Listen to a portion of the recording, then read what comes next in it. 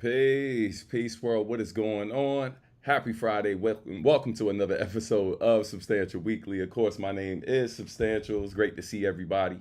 Man, we got a great show lined up for you today. A whole lot to cover, things to celebrate, multiple things to celebrate, actually, man. And some updates on upcoming events and more. But real quick, if it's your first time to the channel, make sure you hit that like button. Make sure that you share this, man, with the different folks in your community, whether you're on like X, Facebook, etc., wherever you are. Let people know that we are live and they can join in, man. Super shout out to everyone in the chat already. Shout out to Happy Mochi. Shout out to Bird Boogie. Shout out to Alan Z, who's our guest. Shout out to the Miriam 48. Repping from Brazil, I see you.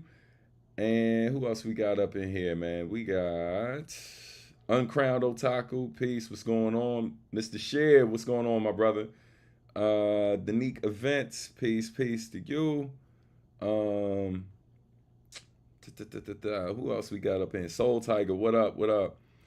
Yeah, man. Nice afro in the place. What up, nephew? Happy belated, man. I hope you had a great birthday. Detroit, what's going on? C. Cruz, peace, family. Good to see you up in here, too.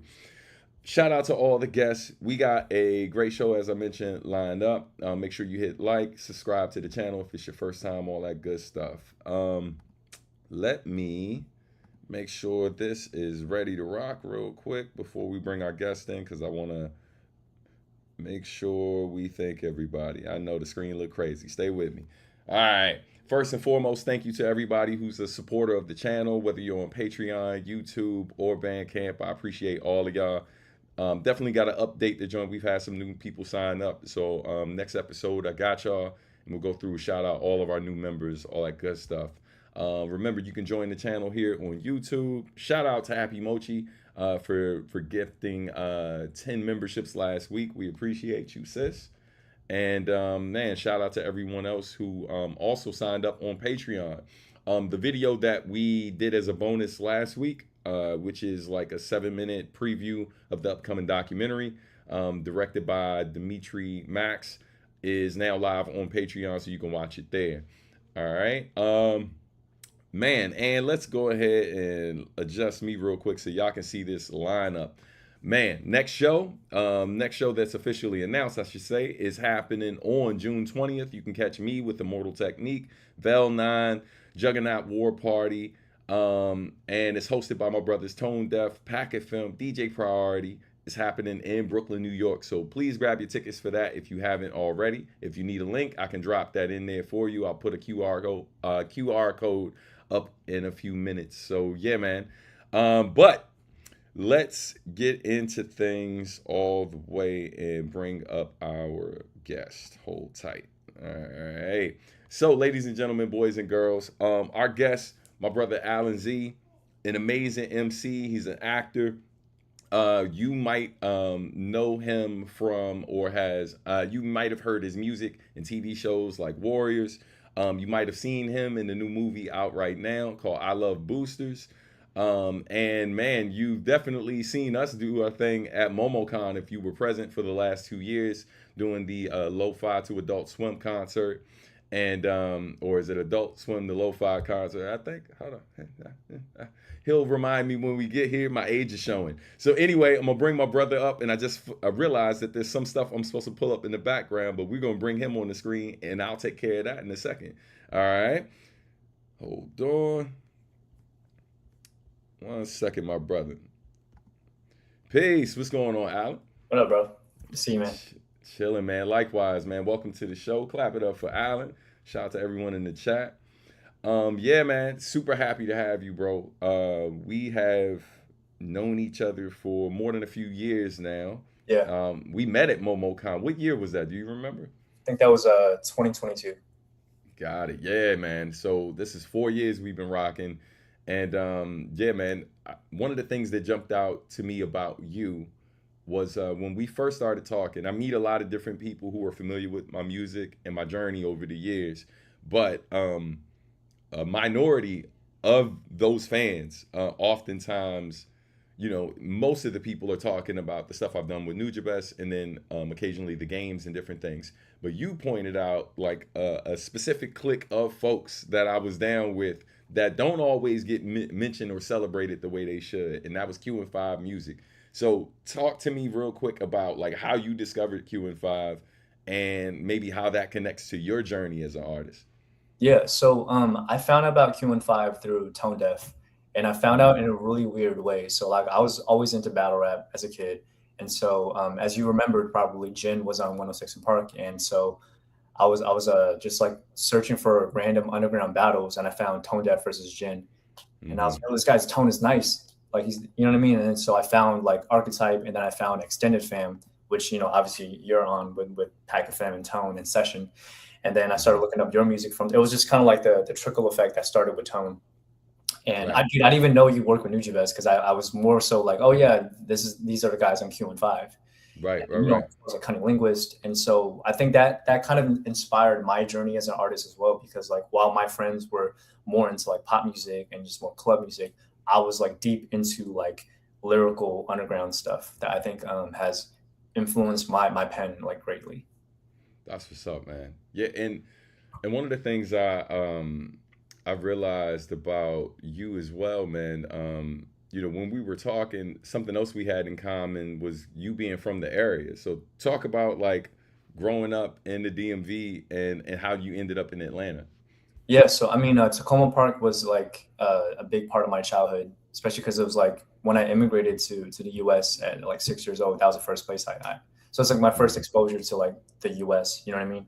Mm-hmm. And like for me, like growing up in like a Black and Latino neighborhood, it was like that to me was what America was. So, you know what I mean? Like, and Mm, so like for me, it was like that's where I found hip hop. It's where I found like my friends, and I was into like like kid stuff like Pokemon and stuff like that. But like it's, being a part of that neighborhood was like my exposure to what this country meant to me. And then when I yeah. moved to Seattle, like then it was like, oh, that's the other side, because like Right, right, on right, the right. browse, I was like super white, and then that's where I'm like, oh, I understand shows like the OC, and it's like the erasure of minorities. You know what I'm saying? Like that Yeah. happened in real time, where I went to school in Washington State, and Mm-hmm. so Mm-hmm. because I was treated very badly growing up in Seattle, like in middle school and high school, I wanted to escape and find a place where I can nurture my gifts as an artist. And so Mm-hmm. I went to Emory University in Atlanta. That to me was like my escape route into like exploring who I am as a person. And like I'm like, am I wrong for like loving hip hop the way I do? Because I was Mm, ostracized for it in a right. school like where I was at. And so Atlanta to me like was where I found like my identity, and I think that's why I always had like a special place in my heart for it. Mm. That's what's up, man. That's super dope. So when would you say like, how old were you when you really realized that, you know, as far as music was concerned, that like, okay, this is a serious path for me, and you started working on like demos and recordings and stuff. Like, how old were you exactly? I was 12. 12. Wow. Yeah, God, man. So your first demo was cut like around that time too? I think it was 13 was when I cut my first demo. Dope. I think I remember the beats I rapped to as well. It was like Okay. it was Nas and the the Eminem and Dre Snoop Dogg posse cut like Bitch Please Part 2. I rapped to that. Yo, wow. Wow. Yeah, yeah, for sure. And For there was sure. a couple more that I can't remember, like probably MOP and stuff like that. But I just Hmm. remember like in my head, I'm like, this is what I'm gonna do. And I remember at 13, I auditioned for this record label. And Hmm. this guy was just like, he's like, man, you have such a vast like vocabulary of like understanding of hip hop. Like he's like, you Hmm. rhymed like illmatic and stillmatic with like real magic, and he's like, you understand motifs at 13. Yeah. By the time you're like an adult, you're gonna be incredible. He didn't sign me, of Hmm. course, but the fact that like he saw like this Yeah. potential at 13, like it gave me a lot of confidence in myself to be like, wow, like this dude from a like a label like said this about me. That's And dope. so ever since I was in middle school, I was like, this is what I want to do. I want to be an entertainer. That's dope, man. That's super dope. So, at what age was it when you realized that acting was another thing that you were really trying to pursue? To keep it a buck, bro, like I always wanted to act, but I just never thought it was practical. Like Mm, because like growing up, all the the Asian characters we saw on screen were like caricatures, right? Yeah. Like they were just like the nerds, or like they only did martial arts and never spoke. They never got the girls. I was like, God, I love this art form so much because I go to the movies every weekend, right? But Mm-hmm. I'm like, I don't see myself in it. But I'm like, if Mm. there's some way I can do it, I'm gonna do it. So I'm like, I'm gonna, if I can get some kind of like notoriety as a musician and do and transition like Common or Most Def, then I'm gonna find a way. So it was always in my Right. head. I'm like, I want to act. I want to act.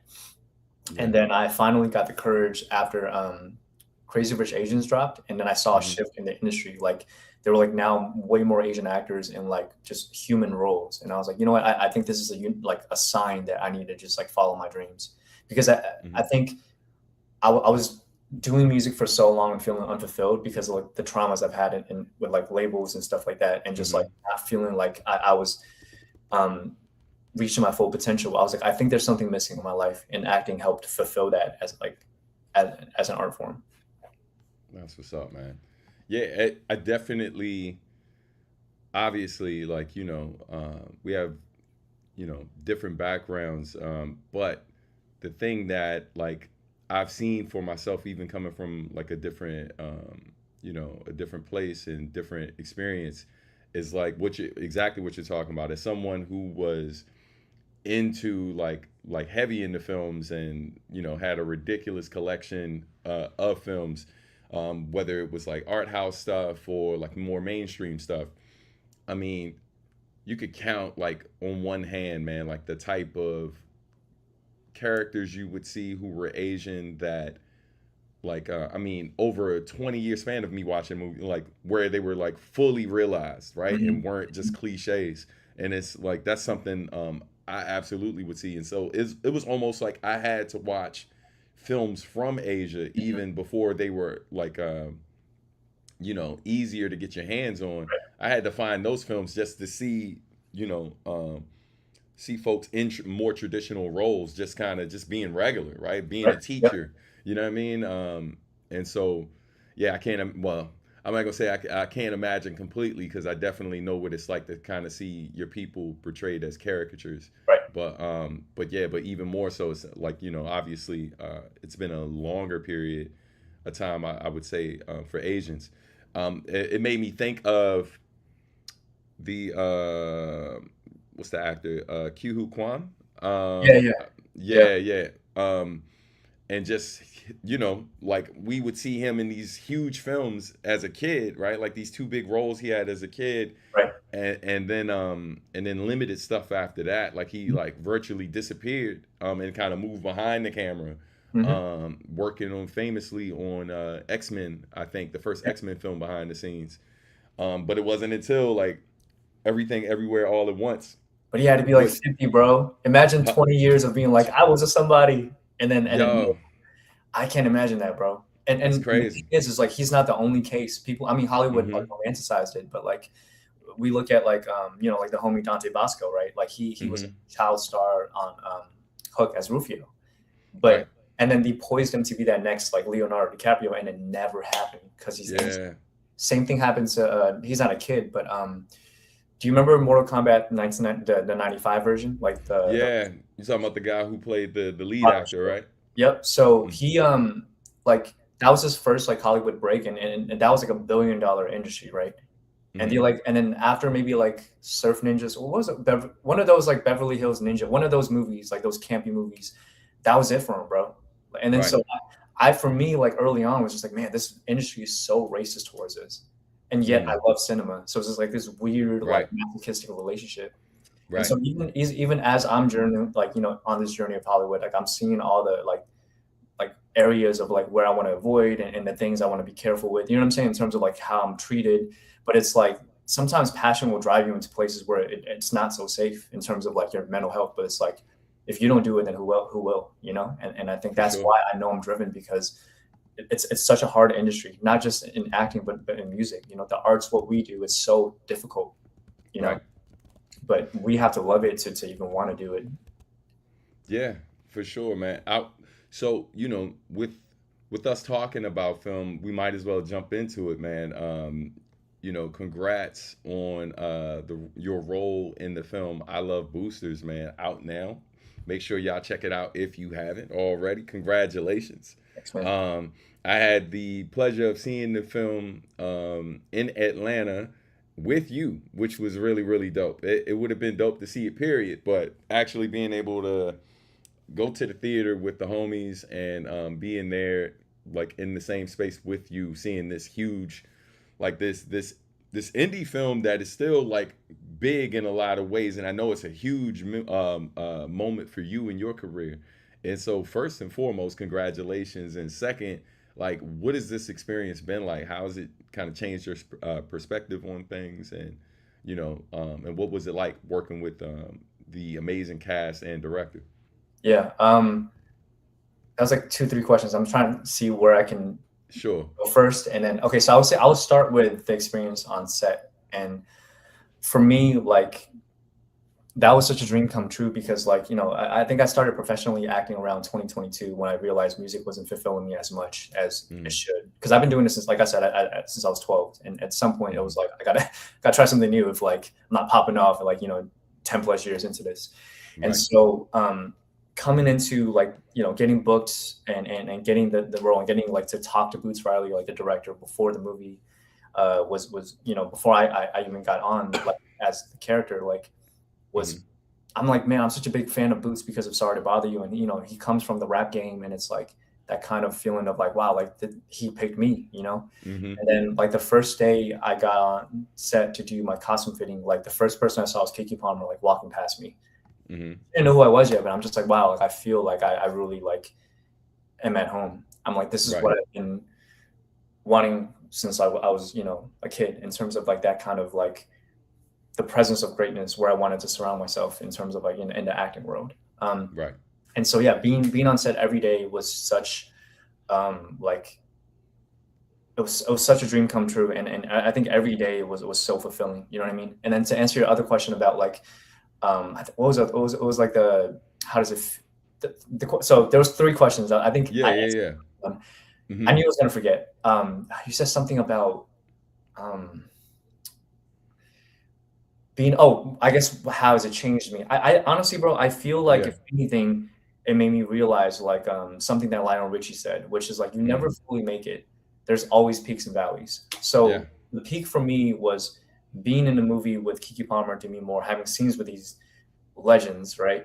Right. Even with Boots Riley, who himself is a legend in terms of like his cinema and his style, and Hmm. feeling like, oh my god, this is the greatest thing ever. And Right. then the valley comes where it's like, no, you got so much more work to do. I'm like, and I'm telling Yeah. myself, this is just the beginning. Like Yeah. like no limousines coming to pick you up. You still gotta grind. You're in grind mode.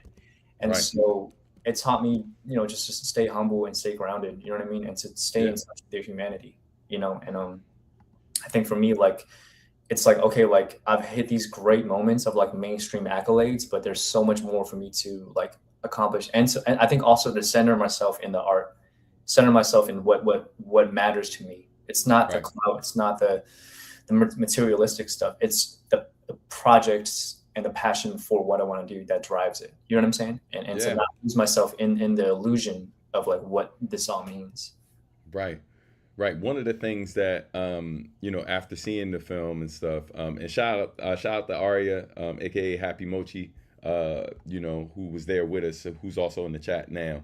Um, yeah, but like when it was dope, I mean, when it was done, some of the dopest things that I noticed. Number one, like the moment where you stand up in the theater and stuff, and people sitting next to us who we weren't with didn't realize you were actually there, and so them making the connection in real time. I think that was like the first time I kind of witnessed a moment like that Mm, in general, but like but it being you being the homie, like made it even more special. But one of the dopest things that was a major takeaway for me, and then like you confirmed that a lot of people were saying the same thing to you. I think when a lot of us saw the trailer for it and we saw you in the second trailer, because of how briefly they show you in the trailer, a lot of us didn't walk in expecting you to have a role that was kind of, maybe for lack of a better word, as meaty as it was. Like you had an important role in the movie, and once they introduce your character, you're there. Like for the rest of the story, they keep coming back to you, mm, and that was like, I've seen the homies in movies and all of that, and it's never been like this. So this was like really, really dope to witness, man.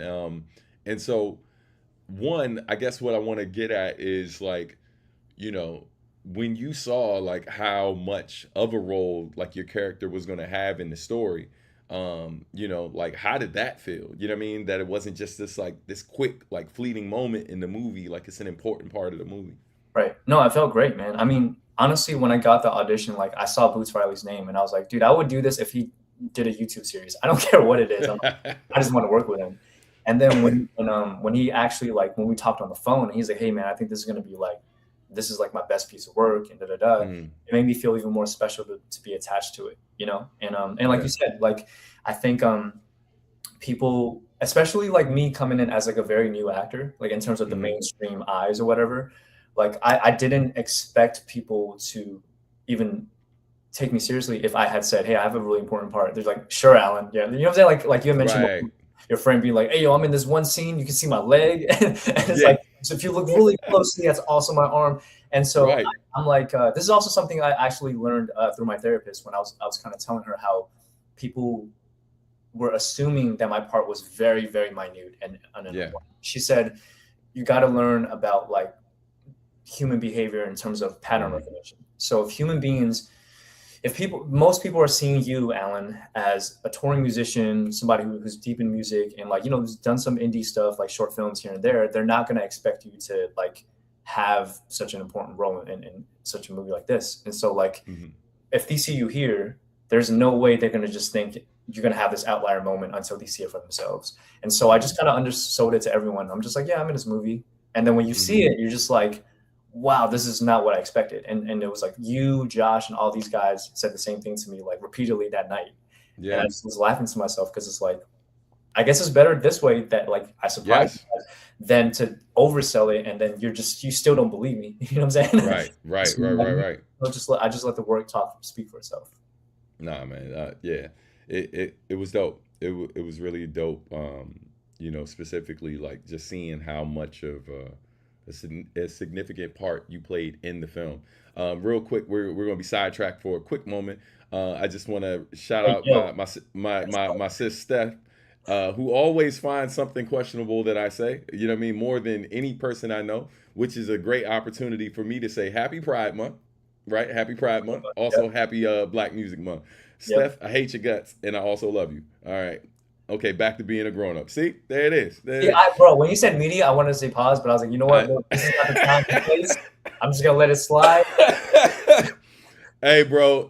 Listen, you would have been well within your right to do so. We have that history at this point where feel free. You know what I mean? At any Yeah, given moment.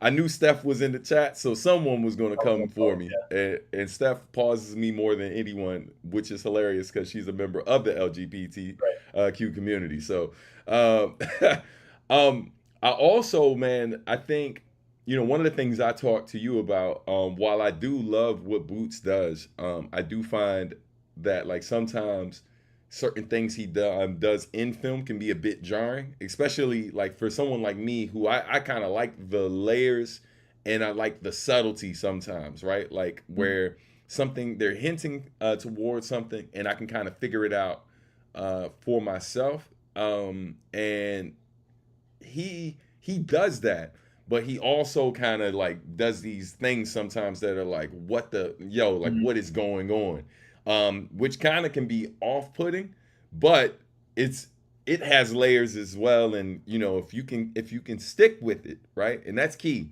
If you can stick it out, you basically get to a great gem that you can appreciate. But he definitely pushes boundaries with that, and this film's no different. But what I wanted to say, well, I guess let me start with this, and then I'll get to the last thing. Um, you know, when you read like certain parts that are in there, obviously we're not gonna spoil it for people, but like, what were you thinking in that moment? I remember us talking about it, but like, I just want people to kind of hear it from someone who's in it. You Yeah. know what I mean?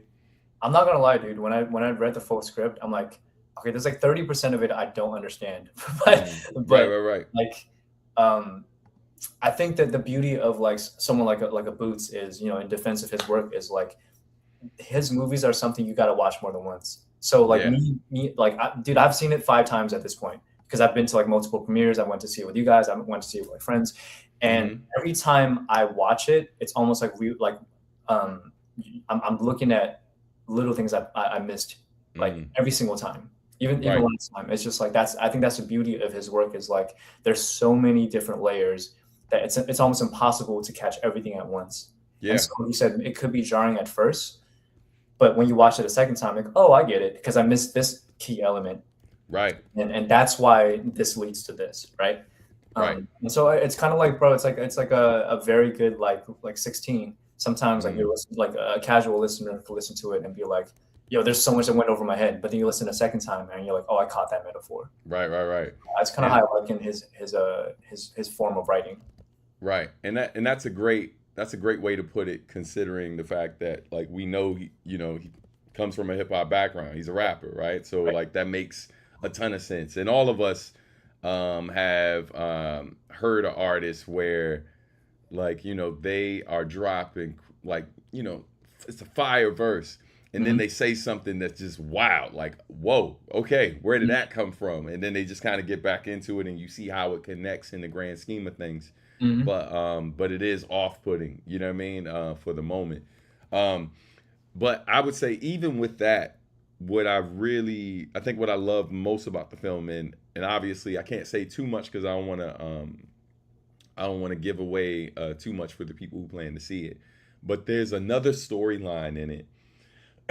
There's a storyline in it that really talks about like our connection as people, right? And in particular, like some of the challenges that like Black folks are going through, and then some of the challenges that like even though obviously these folks were Asian, but they were specifically Chinese, but what their struggles were, and ultimately how it was connected to this similar thing, right? Like there Right. was this main through line that like that they both were struggling with, but in slightly different ways. But I really, really loved that part of the film. The irony of this is, just to kind of connect it to the real world. A couple days ago, I was talking to a friend of mine about this movie. Right, this is like maybe 2 days, what was it? Maybe 2 days ago. Mm-hmm. So we're talking about this movie, and I was talking about how I love that part in particular, right? Because it really humanizes both groups and allows them to see each other, right? Like for who they really were, and find common ground and find a way to work together, right? Mm-hmm. Um, and so we were talking about that, how much I love that. Then fast forward, obviously the incident that kind of caused like all of the fallout that's happening now happened months ago. But for those who don't know, a young boy by the name of Cyrus, his last name escapes me, but he was killed back in January by a store owner who happened to be Chinese, and this really and then what was it, yesterday I think, or just recently it came out that he was not guilty, or they found him not guilty, and they're treating it as though the killing was justified, although the kid was shot in the back after leaving the store and being chased for over 130 yards or something like Mm-hmm. that. Um, and it was just crazy to me. Like I literally had this conversation before we talked this morning with my friend. I was like, man, 1 second, I'm talking to you about this film and how it's talking about our relationship, like these two communities, right? Um, you know, I think some people would just say black folks and Asian folks, but like to be more specific, like I know, obviously I'm Black American and stuff. You're Chinese American, and like if anybody's qualified to like have a real conversation about these relations, it's us, right? Right. As members of these communities. So I just wanted to know, like, when you saw the script and it got to that particular part, what were your thoughts? And then like we'll circle back Yeah. after to kind of talk about like what's happening at the moment in the country.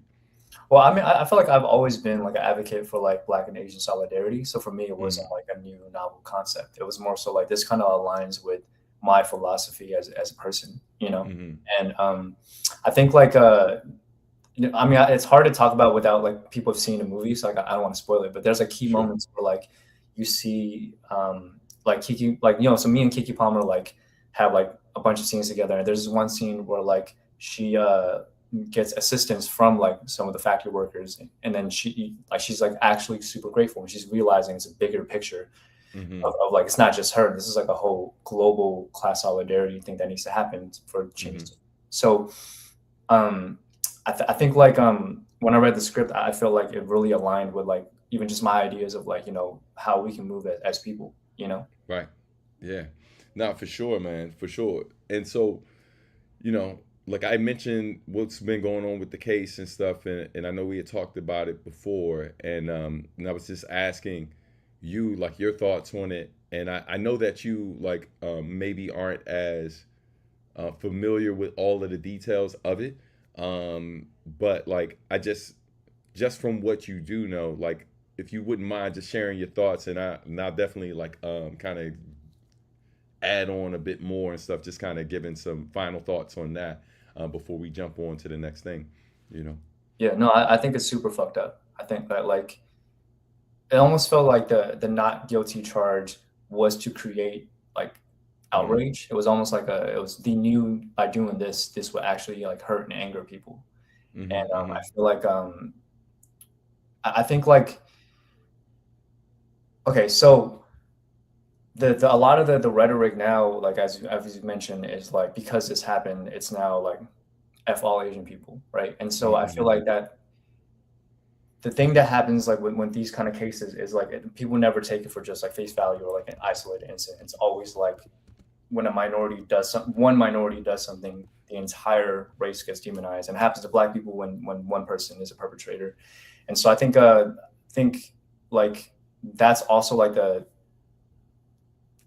hard like I guess like the downside of the situation as well. It's like now people that have nothing to do with this or haven't even heard about it are now being like blamed for something like this. But I do feel like that Mm-hmm. person who committed this should have gotten his just dues in terms of like the charges he should have gotten. You know what I mean? Because like Yeah. you mentioned, it's like you can't chase a kid like out of the store and then shoot him like that. That's an actual murder. You know what I mean? There's Right. no that's not self. You can't claim self defense if a person is turning their back to you. You know what I mean? Right. Right. Yeah, it was a crazy situation, man. And for those who don't know, I definitely recommend like you know, doing a deep dive and you know, just learning as much as you can about the situation, because basically it touches on a larger issue that we've been seeing continuously in this country. The reason why you keep hearing people saying things like Black Lives Matter is because we've seen time and time again where it's like, you know, our life doesn't seem to be worth much to certain folks. Like, you know, and in this case, like we're talking about 4 bottled waters, right? Mhm. That literally we see this kid put back. And some people might say things like, you know, for the folks who always try to justify, like, you know, Black folks being killed in these situations, like, why didn't they do this? Why didn't they do that? It's like, I think the larger thing we have to take into consideration, like, fam, we are talking about bottled water. Right. We're talking about bottled water. And something that came up during this, during all of this, is the fact that the owner has also shown that he has a history Yeah, you of should kill shooting, other people. Yeah. yeah, shooting at other people in these situations. Whether he was disrespected, whether those people, you know, did take something, because there was an instance where someone did take something. It was like peanuts and something else. We're not even talking about $5, maybe like definitely under $10 worth of stuff, and he shot at the car 6 times for that. Like, as somebody who's worked in a position where I'm responsible for like young people or responsible for adults in the space, one of the things that you learn is that if something happens, there's a particular way to deal with it, Mm. and this is the proper way to deal with it, and this is what an over response looks like, Mm. right? And I think like part of the issue that people have is that if we feel like we can't have honest conversations about that, like this was clearly an over response. Yeah. This young boy was murdered, Yeah. right? For something that he literally didn't do. Like, Right. he walks into space. They ask him to leave his bag up front. He cooperates, takes off his bag. He goes to get water. The wife of the owner of the store follows him, right? Mhm. Like we've seen this time and time again, follows him. He decides that for whatever reason, doesn't matter what the reason, but he decides he doesn't want the water anymore, so he puts it back. And then as he's getting ready to leave, they accuse him of stealing something. So then he has to flatten his pockets. They're grilling him and all of this stuff to ultimately prove that he didn't take anything, he didn't have anything.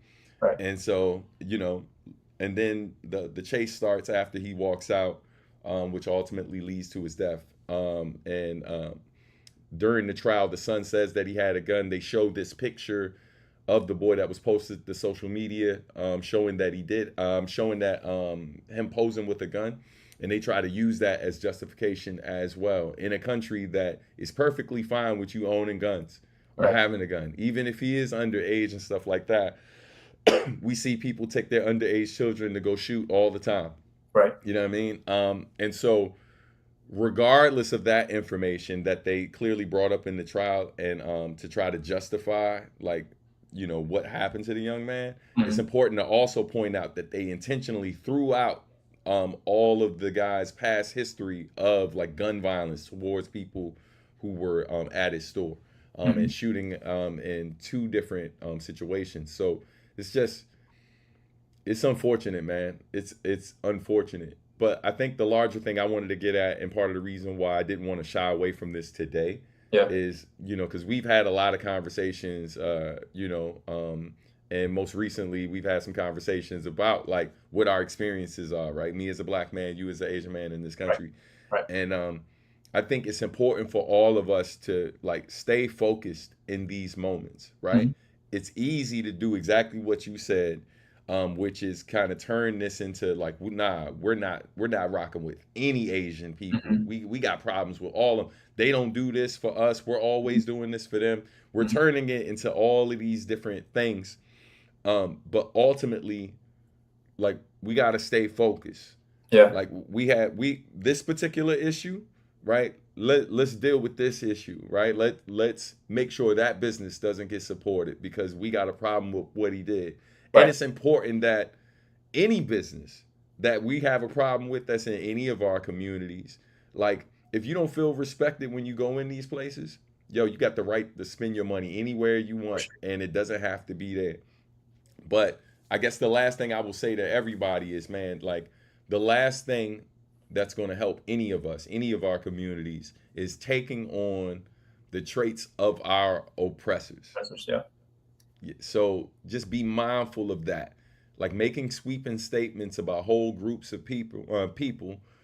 That's you sound like a colonizer. You know what I Yeah. mean? You sound like a person who's like, not just someone who's been tired of certain things happening, but like, yo, like we gotta stay focused and address these issues as they come and stuff like that. We can talk about the larger problems, but make sure that we're I know. focused on those particular things as they're happening and Right. we get justice in those situations. You know what I mean? Right. One thing I was going to mention, well, there's like two things I want to mention. I think like as I'm hearing you describe like the situation, it's like, bro, if you're gonna have like so much hate for your customers, you shouldn't have a store.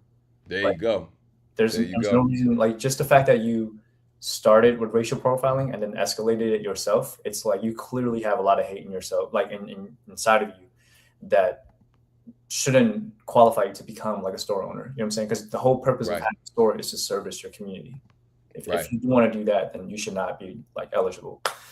The other thing that you mentioned about sweeping generalizations is I've seen the kind of rhetoric on the other side when like there's been so I don't know if you're familiar, but like back in 2021, there was like a black teenager that killed like a Thai grandfather, and Mm-hmm. so he Mm-hmm. was also acquitted and not charged. So Right. similarly, the comments that I've seen like black folks say about Asians, I've seen Asian folks say about black people. But the Yeah. issue, how people are handling it is instead of just seeing this for what it is, you Mm-hmm. start now you project all your hatred towards a whole group of people that ain't do shit. Absolutely.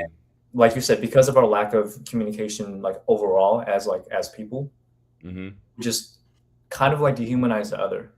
Yeah. Like they don't have a reference of like, no, this could be my friend, this could be like an auntie of mine. They don't see it like that because they have no contact with this community. And Right. so I really like, as corny as it sounds, bro, like I feel like love is the answer because if you have Yeah. empathy for your neighbor, you have empathy for them, then you can have these kind of conversations without coming to blows. Pause. And Right. that's the issue, man. I think a lot of people like aren't willing to, because I feel like I mean, also the internet too is very sensationalist, and people are gonna have these outrageous like responses because they can get away with it. But I think it's Mm. important to be human and like address things as they come, like you said. Right. Right. Man, shout out to everyone in the comments. Man, y'all are just proving time and time again, like, yo, we got great folks in our community, man. And I appreciate a lot of the love and constructive things that are being said. This one in particular, I'll go back to Happy Mochis as well, where it's like you can't have one person from a community be responsible for the whole community. And oftentimes, like that, man, I don't know if any of y'all have watched the show Queen Sugar. If you've never seen Queen Sugar, I highly recommend it. It's a good show. But there is a particular episode where um, this character she's a black woman, had a relationship with a white police officer, and they're seeing a situation on the news that's going down, and she asked him how he felt about what this other officer did to like a young man who was black, and he basically let him know. He was like, yeah, it's messed up, but I don't feel any like way beyond that, because like he's not, like, I'm not him, so like I don't feel this, like this guilt, like I need to do something, say something, this, that, and the third. And she just kind of lets him know that it's like, as a black person in this country, that is not a luxury we have a Right, lot of times. right, We watch the news and they're reporting a crime happen, and like we're literally praying and hoping that whoever the assailant is, they don't look like us, right. because we know what that could potentially mean for the whole community, Right. right? Like, It's an Asian person, exactly. Totally. right, right. Yeah. And so that was something, a conversation we had offline, where it was just like, you know, I think until I heard you actually say it, it's something that I felt that y'all might deal with, but I don't know to what degree, because Yeah. obviously I'm not, I don't look like you. I don't have the same background. So I don't know.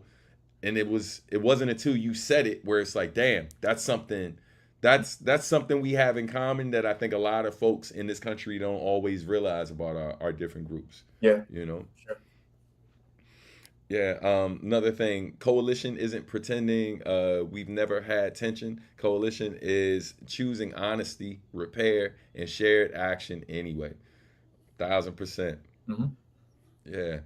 Noticing that generalizations regarding certain communities operate under the mental model of bad apples ruin the whole bunch, and it's easily explains where the projected vitriol comes from. For All sure. right, nephew, I see you. That's my nephew, by the way. I Okay, just nice. That's your nephew. want to brag that that's my nephew. You know what I'm saying? Vitriol is a big word. Nice. Yeah, you know what I mean. Yeah. Shout out to his mother. Shout out to Shu. All right, love you, sis. Um, Says we love Alan Z. Yes, we do. It's an honor to see two underrated greats on one screen. Man, we appreciate that. Let him know the community loves him. So will do. He just saw it for himself. Love y'all too. Yeah, man. But yo, let's pivot because outside of being a really dope actor, as I mentioned at the top of the show, you're a dope rapper too. And I know you got a new song out right now called Weebay. You know what I Yep. mean? Hold on. Let's switch real quick and see if I can get this up on the screen. Hold tight. So we're gonna switch us there. All right. So hold on one second. You cool with me giving them a sample of Yeah. some tunes? Yeah. Go ahead. All right, cool. So let me cue this up real quick, and y'all let me know if it's coming through all right in a second. Hold on, make sure. Yeah, man. But in the meantime, in between time, can you let them know where to follow you, where they can check out your music, your website, all that good stuff? Yeah, definitely. So I am everywhere on Instagram, TikTok, and Facebook at Alan Z Music. That's ALANZ Music. All of my music is on like all the platforms like Spotify and Apple Music and YouTube, and it's just my name, like Alan, Alan, and then last initial Z. And I do have a website. Shout out to Brewer, by the way. I think Alex Storm, he's in the chat, but he designed our Nice. website, super dope. He also designed the Weebay cover as well. So it's Nice. allenmusic.com. And I'm also, by the way, I'm really happy about my new website because I finally purchased like an HTTPS. So every time Right. you go on the website now, it won't hit you with, are you sure you want to go on? This could be a virus. Now it's like, you know what I'm saying? Like, Right. I purchased a new package, and I'm really happy about it because before people like, I don't want to go to your website because it keeps telling me not to. Right. Yeah, so I'm everywhere online basically if you just search my name. That's what's up, man. That's what's up. My man's been upgraded, is what he's saying. You know what I mean? Yeah. Love the performance video for Weebay. Yeah, it's super dope. It's super dope. Hey, what up, Kevin? I don't know if Early Bird is still here, but shout out to the Council of Kevs. You know what I mean? We have a lot of Kevins. Apparently, Substantial is 3 out of 4 Kevins approved. You know what I mean? Of Substantial, and I'm grateful for it. Appreciate y'all. Oh, and Happy Mochi says we got to get Alan Z Wikipedia page up. Yes, he's got enough credits to warrant one. You said what else? Oh yeah, right. Yeah, you definitely got the credits. You know what I'm saying? I know you got the IMDb now. Yep, yes sir. I was gonna say too, bro. So when ILO Boosters came out, May 22nd, like I am on their ILO Boosters like the cast page. So I'm mentioned. I just don't have a page yet. But thank you, Javier, for saying that.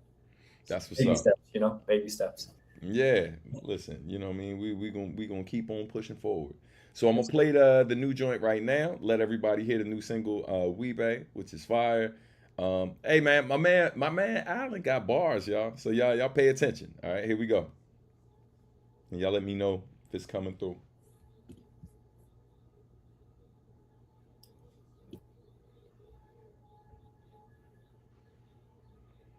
All right, if it's coming through good for y'all, y'all let me know in the chat if y'all can hear it. I can't hear anything. Okay.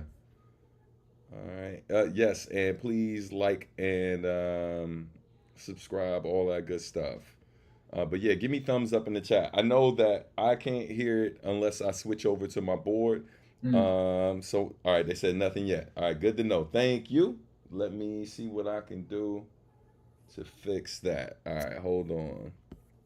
I do have another way to do it, so hold tight. Got it. 1 second. All right. Boom, boom, boom. All right. 1 second, bro. All right.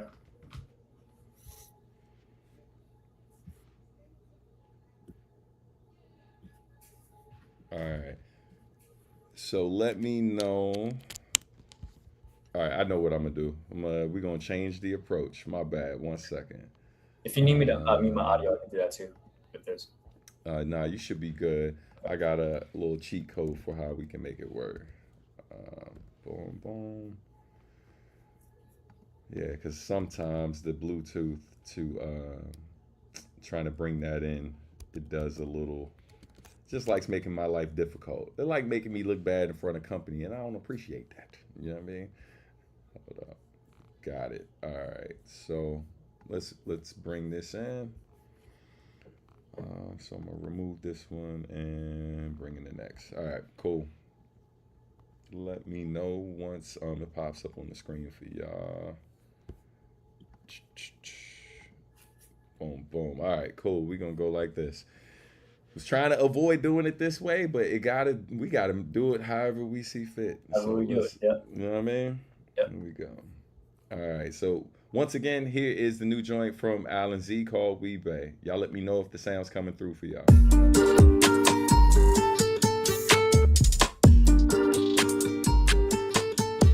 Yeah.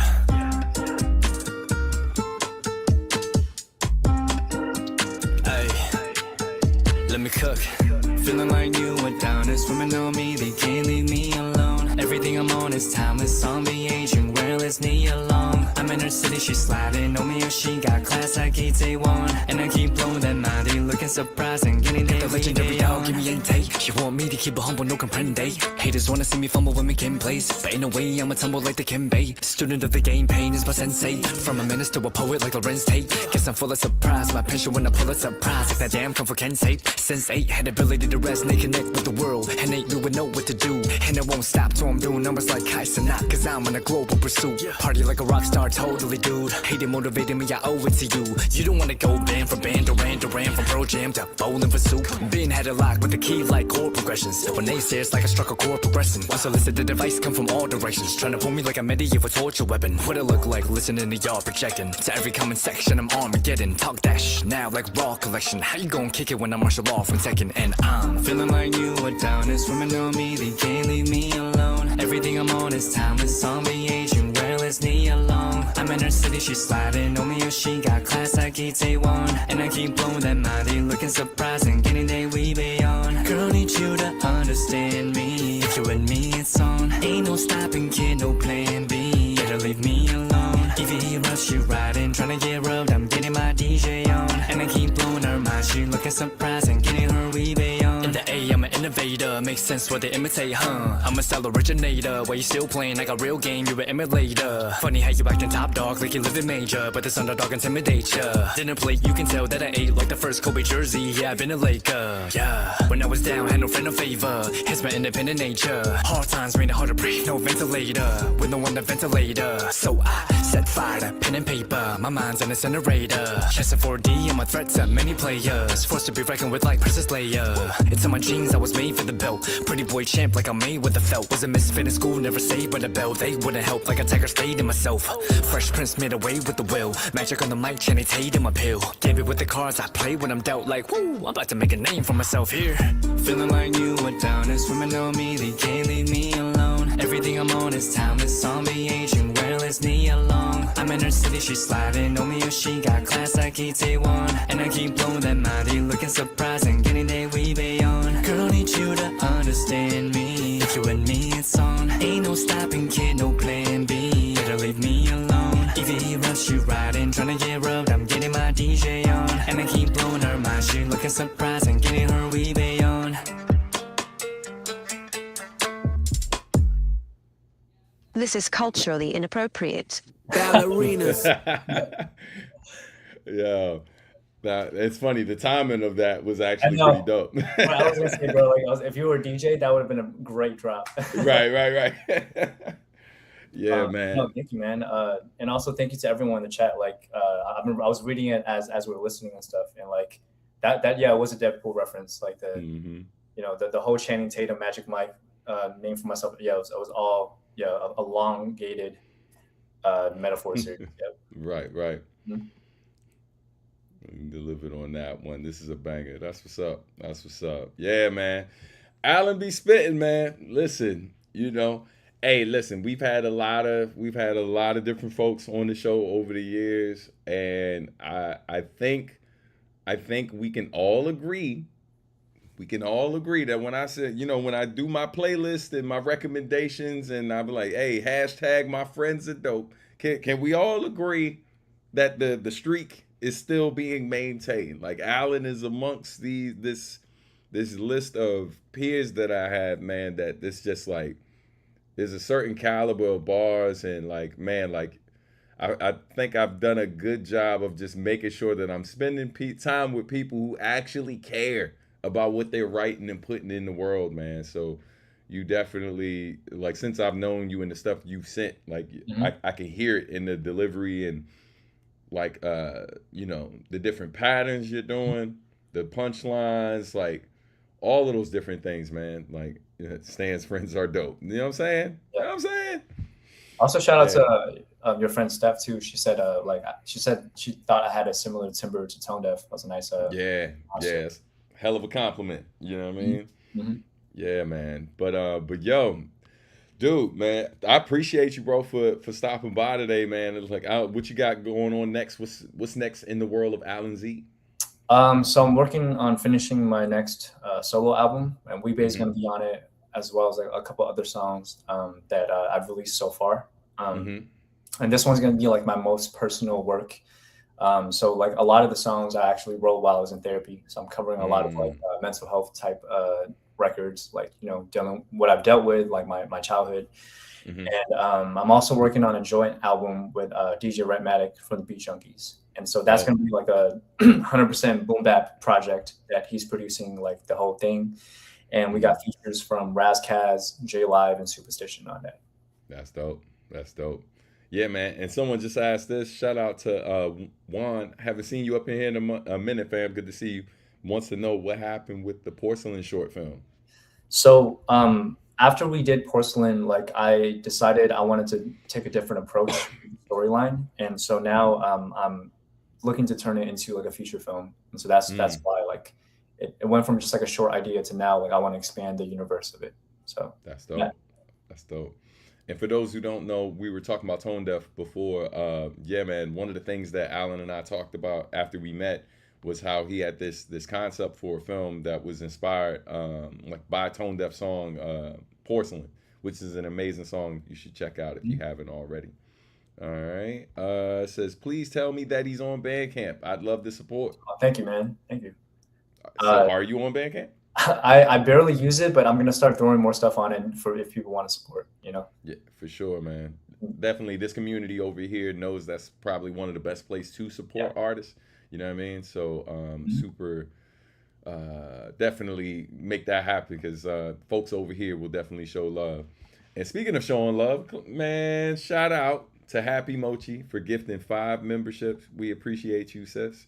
You are a real one. And go ahead and get that applause going. You know what I mean? And that cash register. And let's see. If you have any other questions for him, definitely send it through. Q&A for Alan. What do you look for in collaborations? Great question. Well, I want you to be dope. That's like first and foremost. Whether you're a singer or a rapper, like, you know. But I also want to do like collabs with people that isn't just like sending me a track and they're like, all right, do your thing. And I'm like, what do you, and I'm like, do you have a concept? Do you have a theme? And I'm like, no, just go crazy. And I'm like, okay. So I like collaborations where it feels like it's a meaningful work, where it's like, yo, I got this theme, I got this topic, and we're, you know what I mean? Like, so that's what I look for is like a genuine, like, I don't say duet, but genuine collaborative effort to make art, you know? Right. Yeah. Speaking of which, I know y'all want to hear me and Stan on a song, so we got to do something for the people, man. I'm just saying. I was like, man, when you talking about that boom bap project, I'm like, hey, you know. But hey, you know, whenever you ready, bro, I'm with it. And definitely, man, next time I'm cooking up something, if I think I got something that makes a lot of sense for the both of us, I will definitely let you know. For sure, bro. It's gonna happen. It's definitely gonna happen. Yes, absolutely. We talk way too much for it not to happen. Same with me and Tone, you know what I mean? Like, just sometimes it's weird. Sometimes like the people you're actually closest to, you almost like, you know, it's almost like you work with people that are a little bit more further, but like when you actually talk on a regular basis, like you actually, I don't know. But whatever you do, I feel like it's gonna be like really special. Yeah, it's like not always where your mind goes to. Like, you know, like you spend a lot of time just kind of catching up. And then if y'all have some business y'all are working on, y'all go through that. But you don't immediately go to like, hey, man, let's do this song. You know what I mean? Because sometimes like that feels more transactional. Like when you have a genuine friendship with someone, it's like you usually ask how they're doing, not like favor. You know what I'm saying? Yeah. Like me and Tone Deaf, we talk. I mean, we talk pretty frequently at this point. And you know, and have for years, and there was a period of time where we weren't talking as much, but but you know, now it's like at least once a week or whatever, like we're checking in, if not more.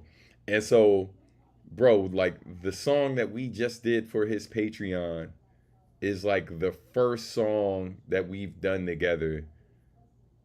Man, like it's been a minute, bro. Like it's really, really been a minute. I mean, I don't know if it's been 10 years, but it feels like it. You know what I mean? I know it's been a while. Well, would you count? You, Tone, and Pac FM did that one song for I think Cold Kill Collective. Was that 10 years ago, or was that? Yo, we recorded that like back when we first started talking about doing a new EFAM project, and so that song is like it's actually pretty old. Like, and we shot a video for it and everything. Right. I should ask Tone like what he's planning to do with that, if anything. But I know I showed like a rough of it when we were celebrating the anniversary of the EFAM album and stuff, while giving a lot of disclaimers, because it was a very different time when we made that record. Right. But hold on, another question for you. You mentioned having a moment of having a fallout with music. How did you regain your love for it? Great question. Yeah.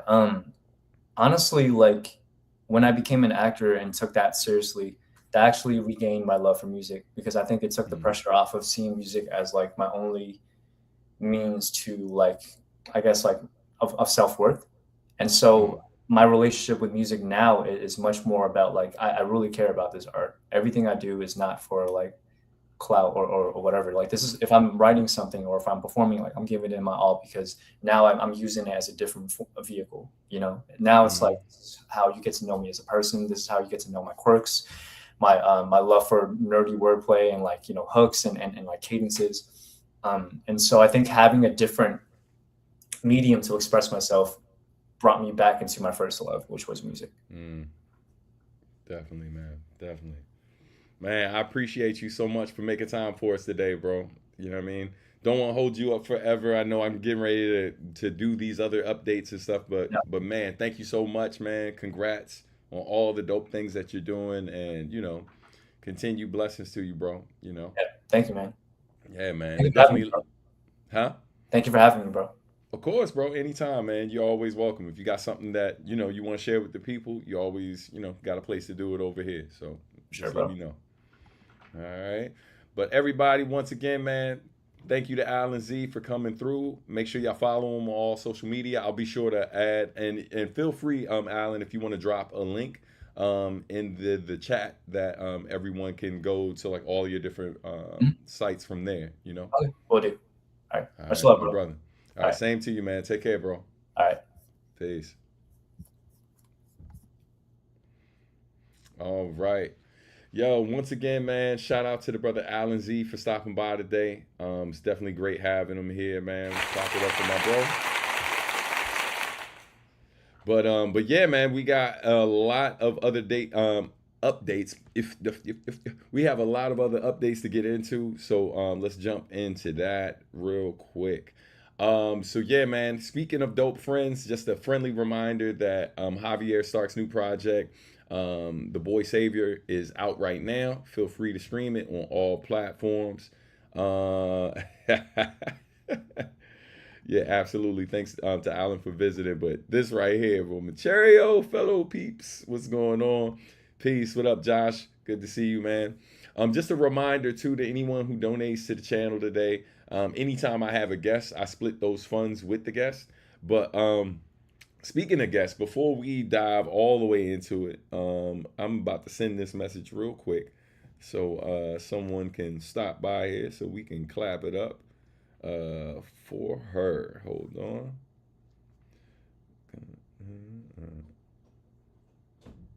All right. Yeah, man. But definitely we got a lot to celebrate today. Obviously, we're celebrating the homie Alan Z. But let's get into some of these other updates as well. Another friendly reminder that the Bop Alloy album, Masters of the Artistry, is out right now. Come on in. Oh, but let's see the woman of the hour real quick. All right. Hey, how you feeling? Good, feeling good, excited. So, for those who don't know, this is my oldest daughter, Serenity. Hello. And she is graduating high school today, which is crazy, cause I'm only 22. You know what I mean? And I don't know how I have a high school graduate at that age, but you know. But how are you feeling about that? I haven't fully processed anything yet, but it's very exciting. It's very exciting. Yeah, I'm tired though. I'm ready to be done. Yeah, I hear you. I'm tired, and I'm not the one graduating, so I can only imagine how you feel in this moment. But everyone's saying congrats. Thank you. I appreciate it. Yep, there go your cousin right there. Hi. You know what I mean?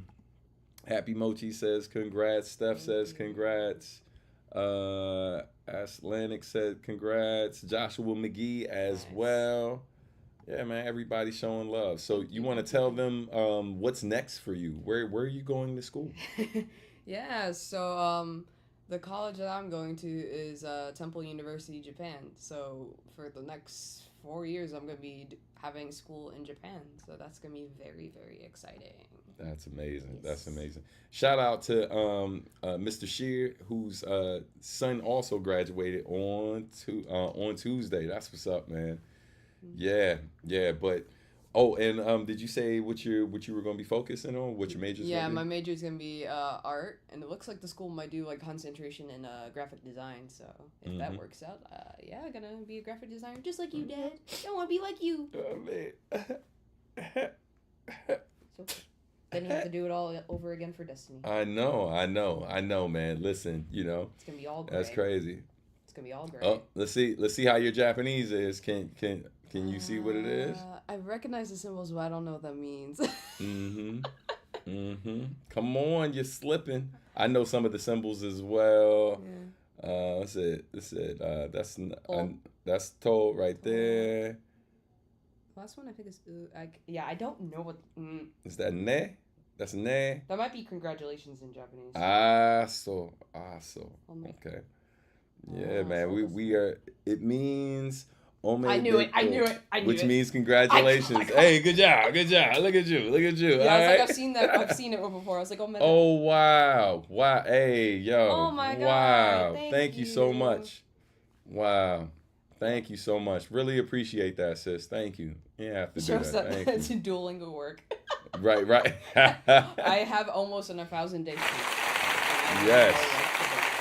Yeah, I'm at 300. No, 200 some days. I'm almost at a 300-day streak. I'm not quite at the 1,000-day, but me get my reps in. I love the fact that I'm recognizing the characters though. Yeah, that's because once I get through the characters, if I can say the whole word, I'll usually be able to figure it out. But yeah, folks are still reacting. 4 years in Japan, quite the once in a lifetime experience. Also, what a coincidence that we're both looking to strengthening our art skills. Yes, indeed. Yeah, because like That's not you, right? Yeah, I know Okay. that's not you. Yeah, Okay, I recognize cool. the profile picture. All right. But yeah, because like a lot of the classes that they have out there, like they even do like printmaking, but that also could be like on wood. They have like digital art courses where they do 2D, 3D design, photography.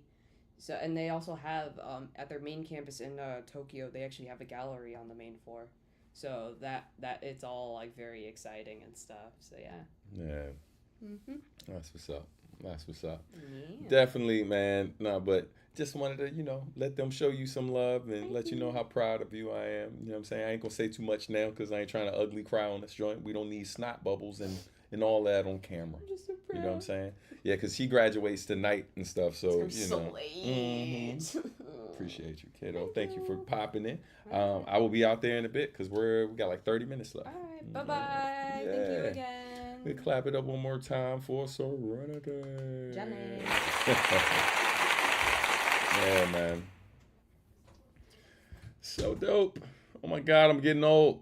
It's crazy. I'll be sending you a celebration package soon. Let me know if you have any goodies you want from the Nintendo store. I will definitely pass that message on to her. Thank you, sis. We appreciate it. By the way, Ren, if you learn to master Japanese, you could probably get a region-locked Japanese Switch too. Oh, I will show her that after the show.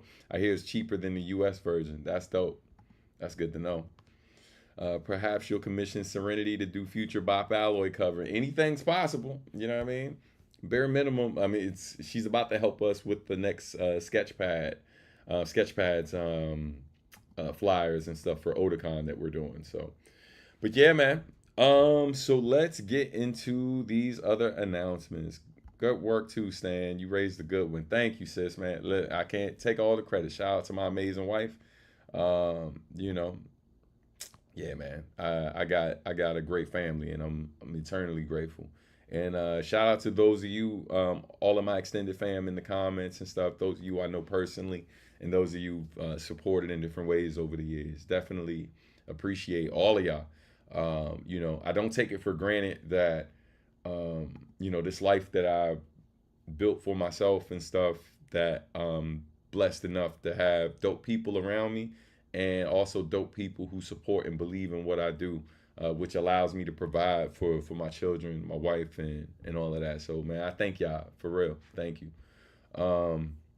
But yeah, man, let's get into these other things before I get emotional around this piece. So, let's talk about this next event, the Craft NYC, the Craft 4, happening at Littlefield in Brooklyn, New York. I'll be performing with Immortal Technique, Vel 9, and Juggernaut War Party, hosted by Pack FM and Tone Deaf, with DJ Priority on the wheels to start us off.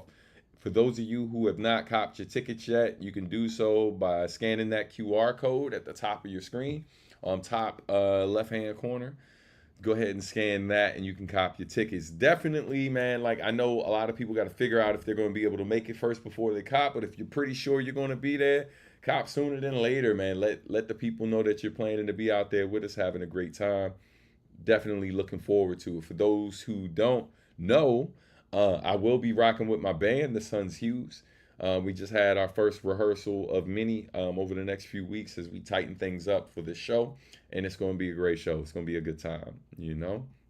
Of course, I'll be performing some of the classics and stuff that y'all know, but like, yeah, man, diving into some of the other stuff that I've done over the years and stuff. So it's just, you know, it's going to be a great show, man. It's going to be a really, really great show. I'm looking forward to rocking for y'all. I'm trying to think of what else do I have to share with y'all. So a couple things. Number one, obviously we just talking about this show, but something else to know. If you are already on Patreon, you can look out for, like, on Monday or sometime next week, I'll be dropping the song with me and Tone Deaf, which is super dope. It's the first song that Tone and I have done in a while, and we literally, this isn't like an old song that was sitting around. It's something we just wrote within the last 2 weeks or last week and a half, and it's pretty dope. It's pretty dope, and so it's already on his Patreon page now, and if you're on his Patreon, you can check it out. Excuse me. If you're not, you can come over to mine next week and check it out there. By the way, the video that I showed here last week, the documentary that we're working on, is also available on Patreon right now, so you can check that out. So a couple things coming down the pipeline. But let's see, before we get ready to close it out, what I got next. Yeah, just one more reminder about the show. Again, catch me, Immortal Technique, Vel 9, Juggernaut War Party, hosted by Tone Deaf, Pack FM, music by DJ Priority, on June 20th at Littlefield. And again, my band, the Sons Hughes, will be there. And so if you don't know who the Sons Hughes are by that point, I don't know what to tell you. But, man, you can definitely look up some of our performances and see what it's like to see me with a band. We do the damn thing, and it's always a good time. But yeah, man, I think that might be all that I have for y'all today. I'm trying to see if I missed anything. It says, mad that my job is too busy for me to slide. Shit, I'll be living through Instagram. Yeah, word. It's all good. Time flies, Stan. From her appearance in the spilled milk video, and now graduating. Enjoy your proud moment of ugly crying off screen. Yeah, nah, man. Yeah, overjoyed, man. Like, it's a huge blessing. You know, all parents obviously want to see, you know, you want to see your children succeed and be great, and you know, but regardless of that, like, you just want them to be happy. And so, you know, seeing how well she's been doing, man, finishing off with like all A's and stuff, 3.7 GPA, did really well on her SAT, got accepted to every school she applied to, and now is going to school in Japan. You know, yeah, man, I couldn't be more proud of her. You know what I mean? I'm proud of both of my kids, you know. But yeah, it says, Stan, I sent you an email earlier this morning. Check it and get back to me when you can. Will do, bro. I'll probably get back to you by the end of the weekend, because the next few days are crazy with family in town. But I got you, bro. Thanks for the reminder. Also, spilled milk video. I think this might be a great moment to go ahead and play that. You know what I mean? For those who haven't seen it. So let's throw this up here real quick. If you've never seen it before, here's the video for my song Spilled Milk, which was unreleased originally, and then we ended up dropping it years after the fact. So here we go. Enjoy. 1, 2, 3, 4.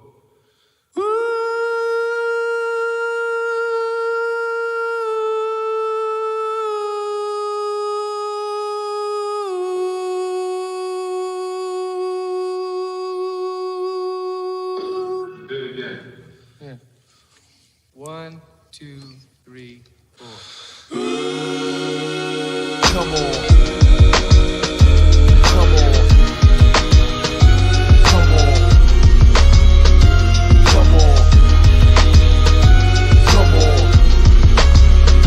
Come on. Come on. Come on. Come on.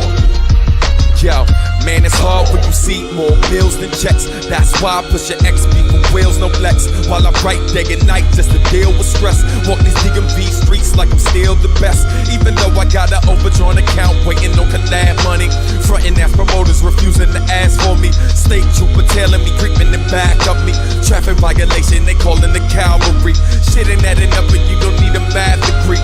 Here laughing at shit that really ain't that funny. But hey man, life ain't perfect. Made something of myself with next to nothing to work with. And found my purpose while looking for answers. White looking for purses, baby looking for pampers. Got me looking for paper to feed our needs and our wants. So a slice won't do when you're in need of a chunk of the proverbial pie. So when shit try to hold, this is sending the go-getters about to get some results. So them penny for thoughts can add up when you get on your grind. Especially when you got a lot of shit on your mind. I'm saying, yo, there's no use crying over spilled milk. Yeah, live and fall and still help. Man, never stick to laughing and keep crying.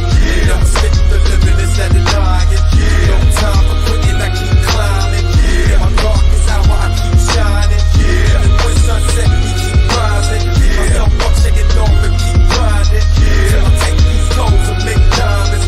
Spend the rest of the situation that fuck a plan B, the plan A is when you can quote me God with the mic, stage, or pen. I am going hard while my friends took a break. I was taking chances, labels feeling the kid. Now they trying to take advantage. Every other week of the month, I'm like, damn, this starving. And Bama's is trying to feed me canned shit. I know I'm hungry, okay, more like famished. But I done seen things that'll make a grown man cringe. But I still will heal with no bandage. Found a way to still paint pictures with no canvas. And I'm a man, it's a challenge I'm used to. Got every single reason to fail. I refuse to with little promo. No investments and skeptics and make this road on to success. Shit hectic, the way I'm barely eating, man, I should be anorexic. Everything's backwards, I ain't even dyslexic. Check it, I tried what other people suggested, but being anything other than me's out of the question. Found a way to win when others didn't expect it. Underdog champ of the decade, respected. Yeah, there's no use crying over spilled milk. Yeah, live and fall and still help.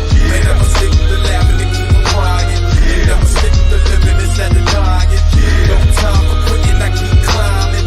My darkest hour, I keep shining. And when sunset, we keep rising. Myself up, shaking off and keep grinding. Till I take these goals and make diamonds. Spend the rest of the situation that I'm in. There was no use crying over spilled milk. Big deal, live and fall, and still help. Man, never stick to laughing and keep on crying. Never stick to living instead of dying. No time for quitting, I keep climbing. In my darkest hour, I keep shining. Even when sunset, he keep rising. Myself up, shake it off and keep grinding. Till I take these goals and make diamonds. Spend the best of the situation that I'm in. Yeah.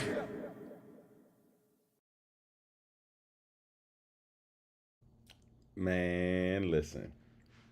Over here, literally fighting real tears, looking at like how young she was in that moment.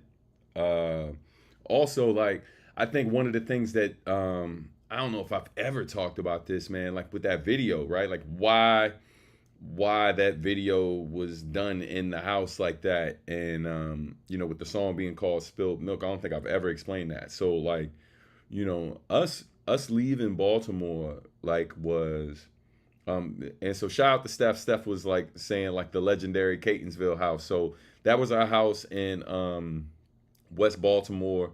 Like really, really, it was like Southwest Baltimore. We were in Baltimore proper, but we were really close to the county line.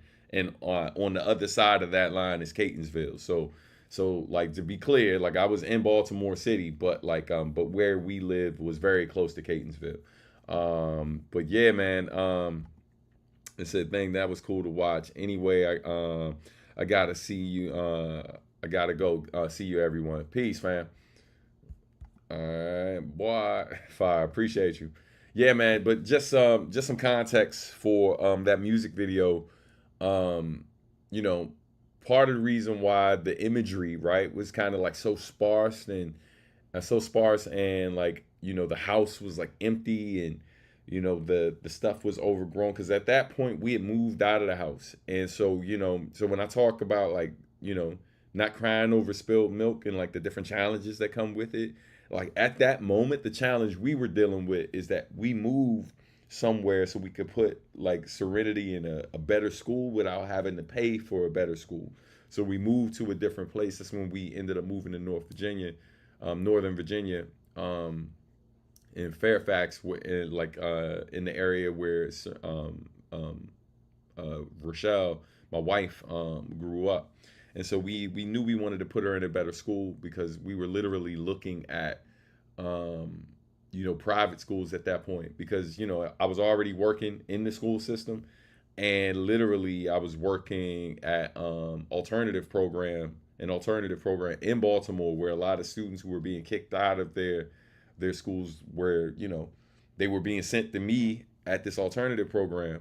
And literally the school that my daughter was going to end up going to was a school that had sent me several of the students I had worked with.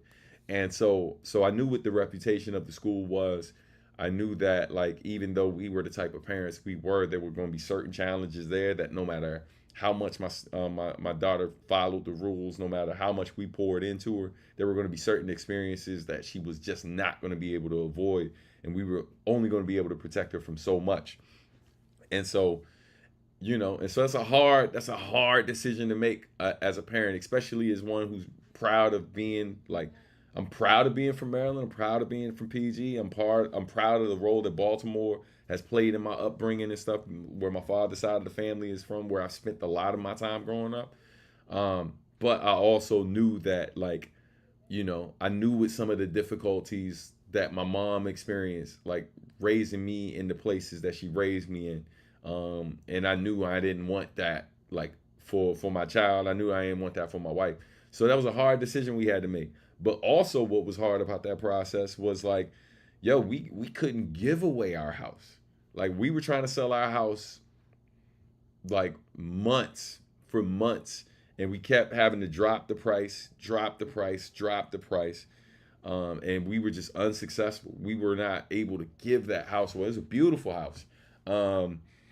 But yo, like the bank ended up having to buy back the joint, and like it was a rough situation. And so like, you know, when I talk about like not crying over spilled milk and the different hardships that I gone through, because at the time I wrote that song, we hadn't even got to the point where we were dealing with the things I just mentioned. But like, you know, I think life and growing up a certain way kind of prepares you for the hardships that come. But these were different types of hardships. Like, it wasn't like, you know, I joke.